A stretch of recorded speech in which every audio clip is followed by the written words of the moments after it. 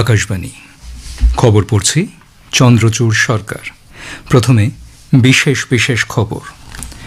সরকার আজ আশ্বস্ত করে জানিয়েছে দেশে পর্যাপ্ত জ্বালানি তেল মজুদ আছে এবং সব তেল শোধনাগারগুলি তার সর্বোচ্চ ক্ষমতায় কাজ করছে। বিদেশ মন্ত্রকের মুখপাত্র রণধীর জয়সওয়াল বলেছেন, আর্মেনিয়া আজারবাইজানের মধ্য দিয়ে 284 জন তীর্থযাত্রী সহ 919 জন ভারতীয়কে নিরাপদে সরিয়ে আনা হয়েছে। পশ্চিম এশিয়ার জ্বালানি কেন্দ্রগুলির উপর হামলার জেরে ঈদ উল ফিতর এবং নওরোজের উদযাপনের আনন্দ ম্লান হয়ে গেছে। বৈদ্যুতিন ও ডিজিটাল মাধ্যমে রাজনৈতিক বিজ্ঞাপনের লক্ষ্যে নির্বাচন কমিশন একটি নির্দেশ জারি করেছে। কেন্দ্রীয় কৃষি ও কৃষক জনকল্যাণ মন্ত্রী শিবরাজ সিং চৌহান আজ নতুন দিল্লিতে আধিকারিকদের সঙ্গে সমগ্র দেশের কৃষি ব্যবস্থার পর্যালোচনা করেছেন। প্যারিসের অরলিয়ান্স মাস্টার্ড ব্যাডমিন্টন মহিলাদের সিঙ্গলসের কোয়ার্টার ফাইনালে ভারতের তানভি শর্মা জাপানের নাতসুকি নিদাইরার মুখোমুখি হবেন। আসছি বিস্তারিত খবরে। সরকার আজ আবারও আশ্বস্ত করেছে যে দেশের সব তেল পরিশোধনাগারগুলি সর্বোচ্চ ক্ষমতায় চলছে এবং পর্যাপ্ত অপরিশোধিত তেল মজুত রয়েছে। গৃহস্থালির এলপিজি উৎপাদন স্থিতিশীল এবং পর্যাপ্ত সরবরাহ নিশ্চিত করা হয়েছে। নতুন দিল্লিতে পশ্চিম এশিয়ার সাম্প্রতিক পরিস্থিতি নিয়ে আন্তঃমন্ত্রক বৈঠকে পেট্রোলিয়াম ও প্রাকৃতিক গ্যাস মন্ত্রকের যুগ্ম সচিব সুজাতা শর্মা জানিয়েছেন, গত এক সপ্তাহে 11,300 টন বাণিজ্যিক এলপিজি উপভোক্তাদের কাছে সরবরাহ করা হয়েছে। তিনি বলেন, গৃহস্থালী এলপিজির উৎপাদন 40% বৃদ্ধি পেয়েছে এবং খুচরো বিক্রয়ের ক্ষেত্রে কোনো ঘাটতি নেই। বন্দর, জাহাজ ও জলপথ মন্ত্রকের বিশেষ সচিব রাজেশ কুমার সিনহা জানিয়েছেন, প্রিমিয়াম পেট্রোলের দামে সামান্য বৃদ্ধি হয়েছে, তবে সাধারণ পেট্রোলের দামে কোনো পরিবর্তন হয়নি। গত 24 ঘন্টায় সমুদ্রে কোনো উল্লেখযোগ্য ঘটনা ঘটেনি। 22টি জাহাজ ও 611 জন ভারতীয় নাবিকদের সকলেই নিরাপদে রয়েছেন এবং ডিজি শিপিং বিষয়টির উপর নজর রেখে চলেছেন। বিদেশ মন্ত্রকের মুখপাত্র রণধীর জয়সওয়াল জানিয়েছেন, প্রধানমন্ত্রী নরেন্দ্র মোদী ভারতীয়কে নিরাপদে সরিয়ে আনা হয়েছে। ईरान के रास्ते बहुत सारे भारतीय नागरिक जो ईरान में हैं, अजरबैजान और आर्मेनिया के रास्ते देश लौट रहे हैं, उसमें वृद्धि हुई है। अब 913 भारतीय नागरिक ईरान से आर्मेनिया और अजरबैजान में एम्बेसी की मदद से वो सीमा पार कर चुके हैं और कई लोग इसमें से वापस आ भी चुके हैं। 284 तीर्थयात्री वहां पर फंसे हुए थे, वो सभी 284 तीर्थयात्री अब भारत वापस आ गए हैं। উপমহাসাগরীয় অঞ্চলের দায়িত্বপ্রাপ্ত বিদেশ মন্ত্রকের যুগ্ম সচিব অসীম মহাজন জানিয়েছেন, এমটি সেফ সি বিষ্ণু জাহাজের 15 জন ভারতীয় নাবিক, এমকেডি ভোম এবং এমটি স্কাইলাইটের 8 জন সহ মোট 24 জন ভারতীয় নাবিক ইতিমধ্যেই ওমান থেকে দেশে ফিরেছেন। তিনি আরও জানান, আজ কাতার এয়ারওয়েজ ভারতগামী 10টি বিশেষ উড়ান চালাবে। পশ্চিম এশিয়ার জ্বালানি পরিকাঠামোর ওপর তীব্র আঘাতে ঈদ উল ফিতর ও নওরোজ উদযাপনের আনন্দ ম্লান হয়ে গেছে। অর্থনৈতিক সম্পদের ওপর লাগাতার আক্রমণের জেরে পশ্চিম এশিয়ার পরিস্থিতি জটিল আকার নিয়েছে। অপরদিকে ইরানের রাষ্ট্রীয় টেলিভিশন আজ সুনিশ্চিত করেছে, ইরানের ইসলামিক রেভলিউশনারি গার্ড কোর মুখপাত্র আইআরজিসি আলী মোহাম্মদ নাইনি ইসরায়েলের হামলায় নিহত হয়েছেন। পশ্চিম এশিয়ার বর্তমান সংঘাতে ইরান ও লেবাননের হাজার হাজার মানুষের মৃত্যু হয়েছে। এর ফলে বিশ্ব অর্থনীতিতে চরম বিপর্যয় নেমে এসেছে। এদিকে ক্ষেপণাস্ত্র নিক্ষেপের ফলে সংযুক্ত আরব আমিরশাহিতে হাবসান গ্যাস সংস্থা ও বার্ড তৈলক্ষেত্র সাময়িকভাবে বন্ধ করে দেওয়া হয়েছে। এদিকে পশ্চিম এশিয়ার সাম্প্রতিক পরিস্থিতিতে বিদেশ মন্ত্রক জানিয়েছে, তারা পরিস্থিতির ওপর তীক্ষ্ণ নজর রাখছে। এই অঞ্চলের বসবাসকারী ভারতীয়দের নিরাপত্তা ও সুরক্ষা নিশ্চিত করাই মন্ত্রকের লক্ষ্য। বিদেশ মন্ত্রকের অতিরিক্ত সচিব অসীম মহাজন জানিয়েছেন, মন্ত্রক নিরবচ্ছিন্নভাবে কাজ করে চলেছে। The Ministry of External Affairs continues to closely monitor the developments in the Gulf and the West Asia region. The focus of our efforts has been to ensure the safety, security and welfare of the large Indian community in the region. The Ministry's dedicated special control room continues to operate to assist and support Indian nationals and their families. We have a robust mechanism to coordinate efforts and share information with the state governments and union territories. Our missions and posts across the region are working continuously to support our community.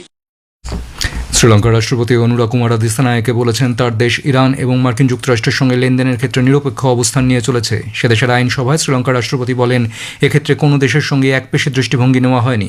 মার্কিন রাষ্ট্রপতি Sergio গোরের সঙ্গে বৈঠকের পর তিনি বলেন, মার্কিন হামলায় ডুবে যাওয়া ইরানের জাহাজটিতে সাহায্য পাঠানোর ক্ষেত্রে কোনো গড়িমসি করা হয়নি।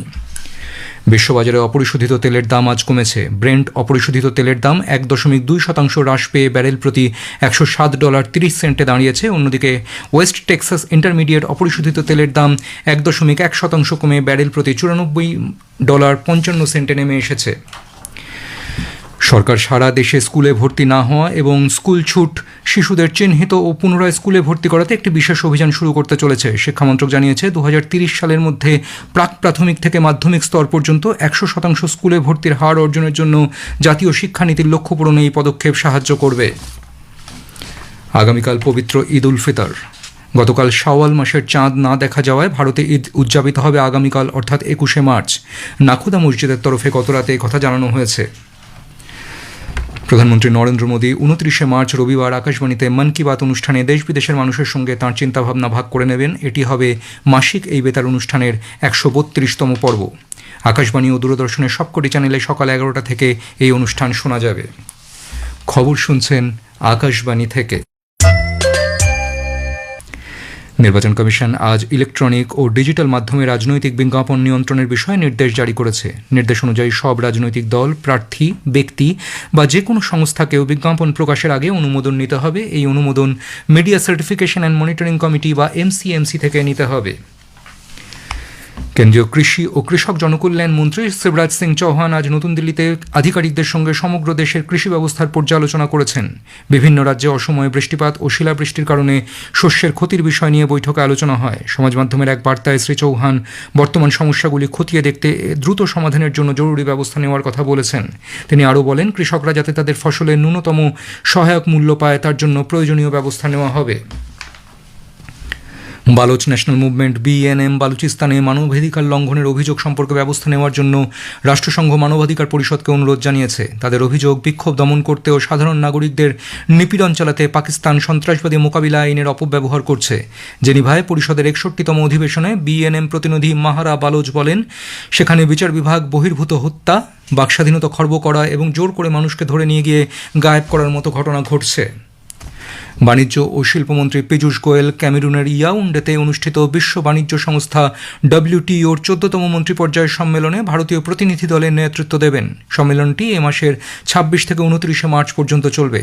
বাণিজ্য মন্ত্রকের সরকারি সূত্র জানিয়েছে, বর্তমানের আন্তর্জাতিক ভূ রাজনৈতিক অস্থির সময়ে বিশ্ব বাণিজ্যকে এগিয়ে নিয়ে যেতে WTOকে আরও শক্তিশালী করার পক্ষে ভারত জোরের সঙ্গে মত দেবে।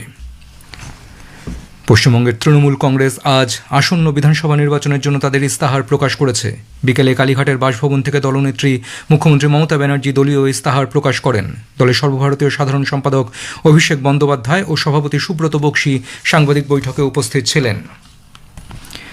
প্যারিসের অর্লিয়ান্স মাস্টার্স ব্যাডমিন্টনে পুরুষদের ডাবলসের কোয়ার্টার ফাইনালে ভারতীয় জুটি অর্জুন মাধাথিল রামাচন্দ্রন এবং হরিহরন আমসাকারুনান ইন্দোনেশীয় জুটি বাগাস মৌলানা ও লিও কার্নান্দোর কাছে 12-21, 20-22 সেটে পরাজিত হয়েছেন। মহিলাদের সিঙ্গলস কোয়ার্টার ফাইনালে ভারতের তানভি শর্মা জাপানের নাতসুকি নিদাইরার মুখোমুখি হবে। অন্যদিকে ভারতের মালবিকা বানসাদ স্বদেশীয় ঈশারানী বড়ুয়ার বিরুদ্ধে খেলবেন। পাকিস্তান হকি ফেডারেশন জানিয়েছে, রাজনৈতিক উত্তেজনার প্রেক্ষিতে আসন্ন পুরুষদের হকি বিশ্বকাপে ভারতের সঙ্গে খেলার বিষয়ে তারা পাকিস্তান সরকারের নির্দেশ অনুসরণ করবে। ফেডারেশন চলতি মাসের শেষের দিকে কমিটির বৈঠকে বিষয়টি নিয়ে আলোচনা করবে। 16 দলের পুরুষদের হকি বিশ্বকাপ যৌথভাবে বেলজিয়াম ও নেদারল্যান্ডসে এই বছরের 15 থেকে 30শে আগস্ট পর্যন্ত চলবে। ডি গ্রুপের খেলায় আগামী 19শে আগস্ট পাকিস্তান ভারতের মুখোমুখি হবে। অরুণাচল প্রদেশের ইউপিয়াতে আগামী 25শে মার্চ থেকে অনূর্ধ্ব 23 ত্রিদেশীয় আন্তর্জাতিক ফুটবল প্রতিযোগিতা অনুষ্ঠিত হবে। ভারত, ভুটান, তাজিকিস্তান এই 3 দেশ প্রতিযোগিতায় অংশ নেবে। ভারতের কিংবদন্তি ফুটবলার সুনীল ছেত্রী এই প্রতিযোগিতার উদ্বোধন করবেন। শেষ করার আগে খবরের বিশেষ কিছু অংশ আর একবার। সরকার আজ আশ্বস্ত করে জানিয়েছে, দেশে পর্যাপ্ত জ্বালানি তেল মজুত আছে এবং সব তেল পরিশোধনাগারগুলি তার সর্বোচ্চ ক্ষমতায় কাজ করছে। বিদেশ মন্ত্রকের মুখপাত্র রণধীর জয়সওয়াল বলেছেন, আর্মেনিয়া, আজারবাইজানের মধ্য দিয়ে 284 জন তীর্থযাত্রী সহ 919 জন ভারতীয়কে নিরাপদে সরিয়ে আনা হয়েছে। বৈদ্যুতিন ও ডিজিটাল মাধ্যমে রাজনৈতিক বিজ্ঞাপনের লক্ষ্যে নির্বাচন কমিশন একটি নির্দেশ জারি করেছে। প্যারিসের অর্লিয়ান্স মাস্টার্স ব্যাডমিন্টনে মহিলাদের সিঙ্গলস কোয়ার্টার ফাইনালে ভারতের তানভি শর্মা জাপানের নাতসুকি নিদাইরার মুখোমুখি হবেন। খবর শেষ হলো। পরবর্তী খবর শুনবেন স্থানীয় সংবাদ 7:50 মিনিটে।